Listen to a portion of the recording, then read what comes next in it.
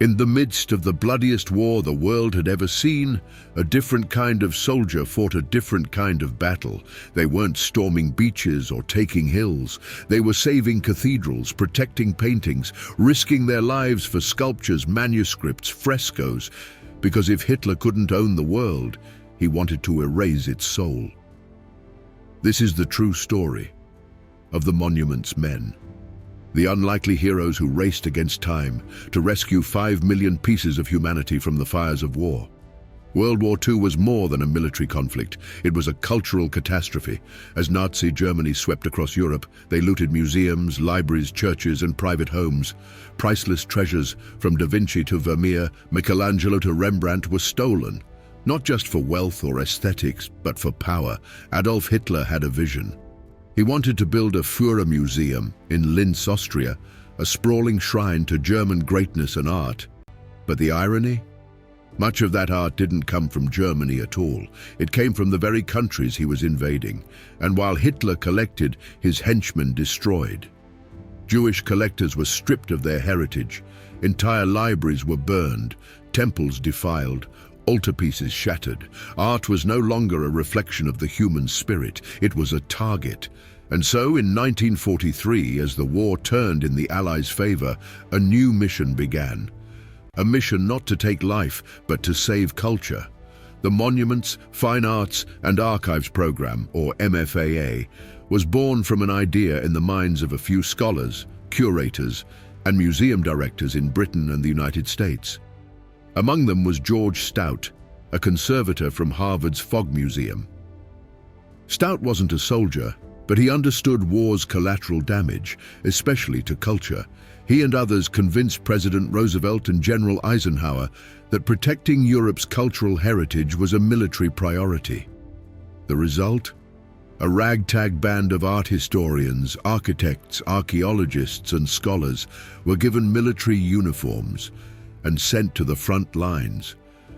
There were only a few dozen of them at first, mostly middle-aged, many without combat training. They were given little authority, even less equipment, and no backup, but they had one powerful weapon: knowledge. They knew what they were looking for, and they knew what it was worth. They became known as the Monuments Men. When the Allies invaded Normandy in 1944, the Monuments Men weren't far behind. Their first job: assess the damage. The bombing of Monte Cassino in Italy had already destroyed one of Europe's oldest monasteries. Entire churches in France had been leveled, statues blown to dust, stained glass lost forever. But in the chaos, the Monuments Men started documenting what could still be saved. They posted signs on historic buildings: "Do not bomb." They advised commanders where to avoid shelling. And slowly, they began to recover stolen art. One major breakthrough came in liberated Paris, where Nazi art repositories were discovered.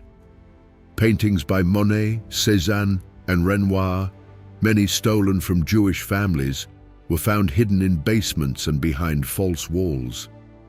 But the real treasures were deeper behind enemy lines. In Germany, as the Nazis retreated, they left behind a trail of secrets, and the Monuments Men followed. In a salt mine in Altarpieces, Austria, over 6,500 paintings were found. Among them, Michelangelo's Madonna of Bruges, Jan van Eyck's Ghent altarpiece, and the Adoration of the Mystic Lamb, considered one of the most stolen artworks in history. The conditions were horrific. Temperature-controlled tunnels packed with stolen heritage. Some paintings were rigged with explosives, ready to be destroyed if discovered. But the Monuments Men were relentless.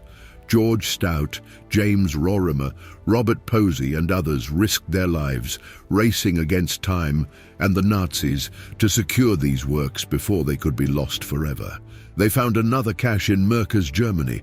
The underground vault held over 100 tons of gold bullion and thousands of stolen artworks. They discovered entire libraries hidden in castles, altarpieces buried in cemeteries, crates of treasures disguised as munitions, and all along the way they catalogued, photographed, and shipped the works back to their rightful owners, when possible. But not every piece could be traced. Some Jewish families had been murdered, others had fled, many simply vanished. For the monument's men, the mission became not just recovery, but remembrance. By war's end, the monument's men had recovered more than 5 million cultural items across Europe. Their work continued for years. In Wiesbaden and Munich, they set up central collecting points, temporary museums where items were sorted, identified, and repatriated. Some masterpieces made their way back home. The Ghent altarpiece returned to Belgium, the Madonna of Bruges to its cathedral.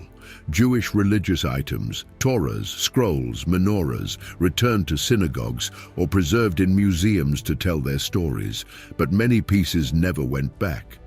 Today, some still hang in the world's great museums, awaiting rightful heirs. Others remain missing, and many more were never recovered. Still, the monument's men proved that in a time of darkness, preserving beauty was a form of resistance, that art is not a luxury, it's identity. And to save a civilization, you must save its soul. The monument's men were as diverse as the works they saved. George Stout, the visionary conservator, who later helped found the International Institute for Conservation. James Rorimer, who became director of the Metropolitan Museum of Art. Rose Valland, the brave French curator who secretly tracked Nazi loot from the Jeu de Paume Museum and shared intel with the resistance, often at risk of execution. Lieutenant Edith Standen, an American museum worker who catalogued thousands of works for return. They were civilians turned soldiers, lovers of history turned heroes of culture. They didn't seek medals, they didn't seek glory, they sought truth. And they left behind a legacy that shaped modern art protection efforts, including UNESCO and the 1954 Hague Convention. War is destruction, but even in war, there are those who choose to build, to protect, to remember. The monument's men walked into ruins and came out carrying the light of centuries. They taught us that art is not just for galleries and textbooks, it's for everyone. It's the record of who we are, and in saving it, they saved us. Their story faded into the shadows of bigger battles and louder victories, but what they did mattered, because a world without art is a world without memory, and memory is everything. Thanks for watching. If you believe history's hidden stories deserve to be told, don't forget to like, subscribe, and hit the bell so you never miss an episode. Let us know in the comments which hidden tale you want us to uncover next. Until then, keep the past alive.